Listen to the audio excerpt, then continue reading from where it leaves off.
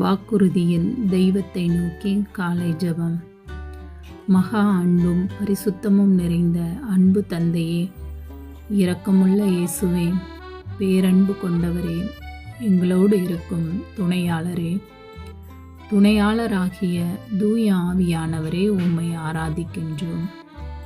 மகிமைக்கு பாத்திரமானவரே, மங்காத பேரொளியே, இருளகற்ற வந்த தெய்வமே, ஒளியின் மக்களாக தேர்ந்து கொண்டவரே, உலகம் புறக்கணிப்பவற்றை தேர்ந்து கொள்பவரே, உறவுகள் புறக்கணித்தவற்றையே தேடி கண்டுபிடித்து அபிஷேகம் செய்கிறவரே, மனிதர் முகத்தை பார்க்கிறார், ஆண்டவரோ அகத்தை பார்க்கிறார் என தாவீதை தெரிந்து கொண்டவரே, தாவீதை இளம் வயதில் தெரிந்து கொண்டவரே, உம்மை போற்றுகிறோம்.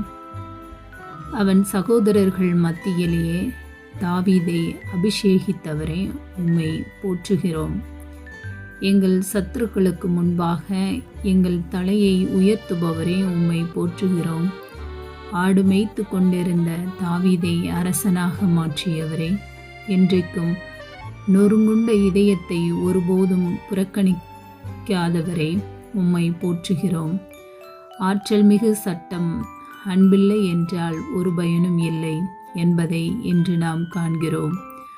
ஆண்டவருடைய எண்ணங்கள் உயர்ந்தவையாக இருக்கிறது என்பதை உணர்ந்து அன்பு கட்டளைகளுக்கு கீழ்ப்படிந்து பிறரன்பு இறையன்பு செயல்களில் ஈடுபட்டு வாழ வேண்டி ஜெபிக்கிறோம். நல்ல தந்தையே, ஆமேன், ஆமேன், ஆமேன்.